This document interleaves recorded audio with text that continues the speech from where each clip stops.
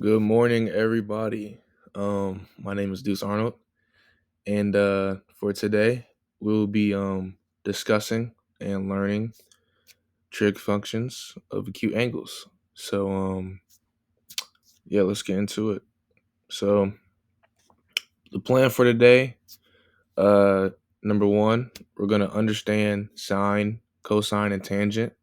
This is very important when it comes to understanding trig functions with acute angles. Also defining reciprocal trig functions. That is also very important depending on the type of problems you'll be facing. Also using the calculator to evaluate trig functions. That is also a big key into understanding this lesson, especially with making sure that you have the right answers. And lastly, we're going to apply the trig ratios into real world problems. This lesson does fall in line with a lot of situations in real life. The ones that I can think of is stuff like architecture. If you're building something, or maybe like something along the lines of like planes and like altitude and stuff like that and height. So yeah, these are the things that we're gonna be learning today. So first off, we have our right triangle setup. Um, so first we have our three angles, our three angles. And this is a right triangle, so it's always going to have 90 degrees. So yeah, we have our 90 degrees, and then we have our two acute angles, and these angles are always going to be less than 90. They're going to be less than 90. And besides that, we have our sides. We have our three sides. We have our hypotenuse, which is, you can always consider the hypotenuse always like, it's kind of like a slanted type of side. Then we have the adjacent side and kind of the opposite side. Opposite side. So we have our three angles and our three sides. Um Personally, this is very important into knowing where certain things go. Um yeah, I mean, yeah.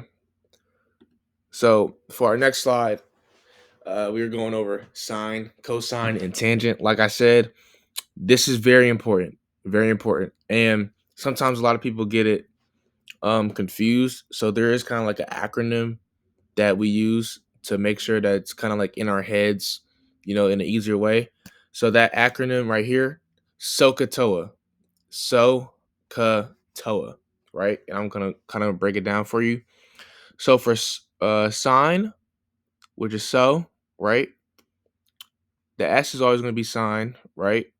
But for sine, whenever you do equations, sine is always gonna equal opposite over hypotenuse, which is why the OH is there. So for so, you could say sine opposite hypotenuse. No understanding what sine is. Same thing for cosine. C is for the cosine. AH this time is for adjacent over hypotenuse, right? And then lastly, we have tangent, the T, and then OA, in which we have opposite over adjacent. Also, a good point here is when we do problems like this. So, like I said, how in the beginning, how we have three angles and three sides. The three angles are always going to be the bigger letters, like you see how it's capital A, capital B, capital C, and the sides are always going to be the lowercase ones of those. So that's also a good one to remember when we're having equations where we have to find sides or having to find angles. Okay, now we're going into the reciprocals. These are just obviously the opposite of sine, cosine, tangent. So for sine, the opposite is cosecant, right? Cosecant.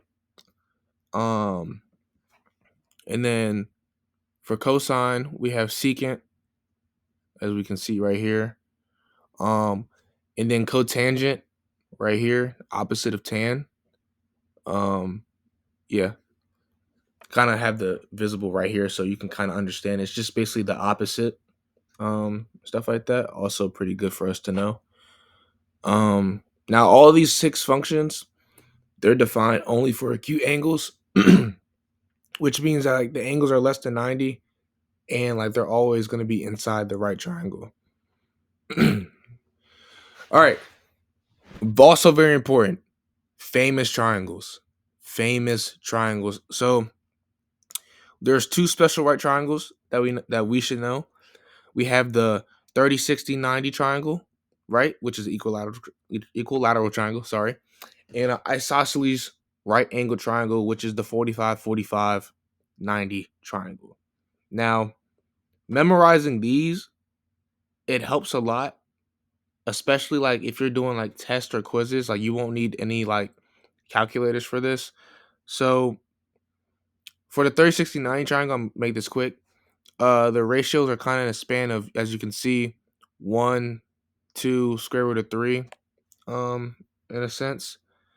And that's just like because like for example, like for the angle 30, sine 30 is 1/2, and like cosine 30 is square root of 3 over 2 and stuff like that. And kind of the same way for this one too, just going 1 1 square root of 2, kind of that same function. So yeah. And then using the calculator, also very important. So when you're using this, um, to like find like, let's say like you want to find the sine of 17, sine degree 17, right? You always want to make sure your calculator is in degree mode. Otherwise, your answers will be way off. You will not get the correct answer. So I have examples. Make sure your calculator will be in degree mode, and I want you guys to try this out. I want you to put sin 35, you should get this. Cos 62, you should get that. Tan 41, you should get that. Simple. Very simple and easy. Now, here we have an example problem.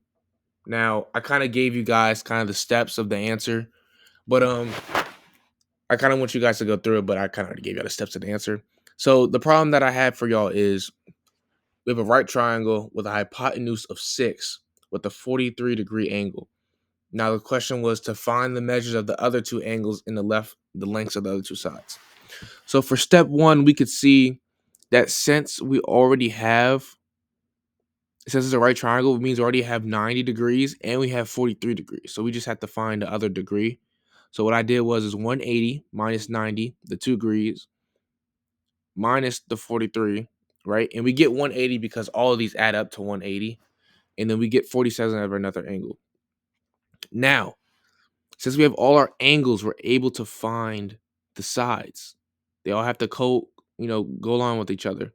So to find the sine, right? You want to find little a, right? We have to do sine 43, right? Equals a over 6, right? And then to isolate a, we just put 6 over there with sine and we multiply it and we get 4.1. To get little b, we do the same thing, literally. And as you can see, kind of the steps kind of speak for itself. Yeah, we end up getting all our sides because we have all our angles. We ended up finding all our angles, which means we're able to get all our sides, and vice versa. They kind of all have to comprehend with each other. All right, and lastly, we have our real world example. So we see that an airplane takes off at an elevation of 15 degrees, and then by the time it's traveled 2,000 feet along its flight path, how high above the ground is the airplane? Now, this is pretty simple, right? So we see it already gives us, well, we can kind of see that we have our hypotenuse 2,000, right? Kind of because it's going up, our angle 15, but we have to find the opposite side, which is the height, right? So what we're going to do is use sine, because remember, SOHCAHTOA, opposite over hypotenuse, right? So we have sine 15 over the height over 2,000, right? Now, like we did earlier last equation, we're going to move that over, get h by itself, find this, and we get 517.6. And yeah, this is kind of like an easy one. There's going to be a little bit harder ones, but this should be very understandable, going back to what we learned.